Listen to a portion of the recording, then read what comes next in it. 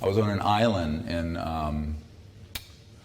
off Australia, in the Great Barrier Reef, with 120 world leaders. I was asked to be the keynote to talk about this stuff.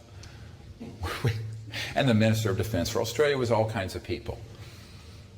I'd be honest with you, I thought I'd hurl myself off the dock into the Coral Sea by the time I got off that island, just because it was so stressful. You know, anybody ever read the book To Kill a Mockingbird? But what they used to talk about, the hate stares, you know, that the African Americans would get this hate stare. I know that because I had an African American girlfriend in high school, and let me tell you, this was in the South in 1972 and 3. So the fact that I wasn't lynched and killed then is something of a miracle. But the folks who were, I mean, the head of BP was at this meeting. All these folks, I mean, you know, a bunch of folks with big interest in oil, gas. Coal is the only export really Australia has. And I was basically standing up saying, all this is true. There was a physicist there who was collaborating, who was presenting the science behind trans-dimensional electronic systems that pull energy out of the zero-point field, and this in front of 120 of the most powerful people in the world. So there was maybe 20% of them that thought, oh, this is a solution finally to the environmental and da-da-da-da. And the others were looking at me with these hate stares, like, I'm going to kill you. I couldn't get off that island fast enough, let me tell you. It was very stressful. And I couldn't take anybody with me. A security team or anything, so I was just kind of there, you know. And the only way you could get to the island was a private helicopter, which I don't have, or their yacht, the yacht for the island, which was not at my disposal. So I was stuck there for 3 days. It was a very interesting 3 days. This is the kind of stuff I have to do. But from that, and from the film Sirius, which, by the way, last month became the #1 documentary on Netflix in North America. It's not available on Netflix in the UK yet, but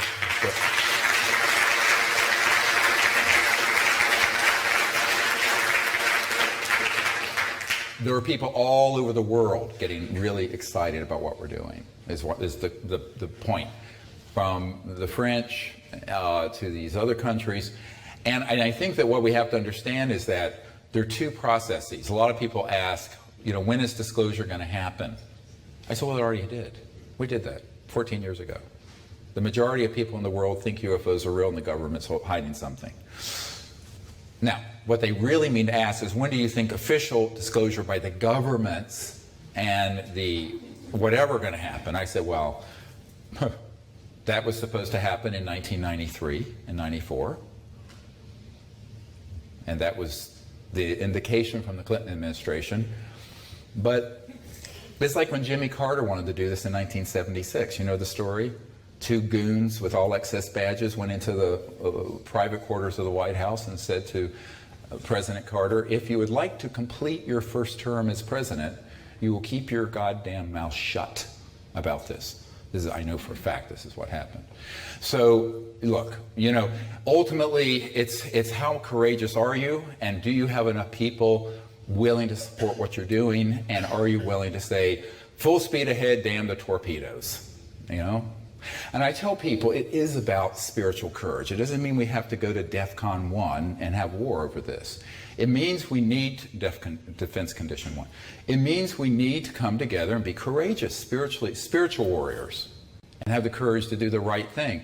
The lack of courage on this issue, which was that's why I was so impressed with the French going this far, is why it's secret. It isn't that it can't be done. People aren't courageous enough to stand up to the thugs. But you know what? If Winston Churchill and FDR, Roosevelt, and that generation had that attitude, we'd all be goose-stepping to Adolf Hitler's grandson. Sorry. But we've got to find the courage to do the right thing on this, the most important secret and the most important subject in the history of the human race. Absolutely. And that's really what I think we need to find the leadership for in every country we can. And that's why I continue to work on disclosure efforts while I'm also training people in the public to make contact. Because here's another little fact. I'm one guy. I put my pants on one leg at a time. I'm really just a country doctor from North Carolina, live in Virginia now. But if there are thousands and tens of thousands of people, which is emerging, doing close encounters of the fifth kind in teams, they can track what I'm doing all the time, and they do. But they can't track tens of thousands and millions. They don't have infinite resources.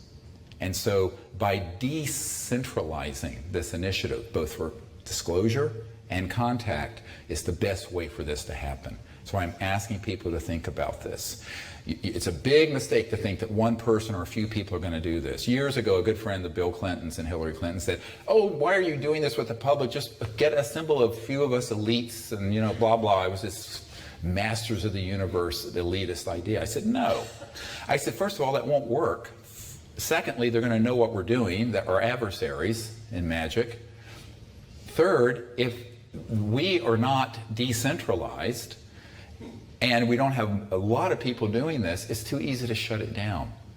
But if you disperse it to the public, and that's why on our website, SeriousDisclosure.com, there's an app. You can put it on your phone, turns your phone into a magnetic field meter, has all the remote viewing protocols, everything. It's a little app. There's another app that's free that you can download that will show you where CE5 people are in your community that you can meet up with, like Mark here in London or in Brighton and other places. So all the tools are out there if you go there and drill down on that website, so you can do this yourself. But don't, stop sitting at home eating Cheetos and watching television. Or not Cheetos, chips, or whatever you have. Crisps, I think you call them. I'm learning a little by that. Crisps.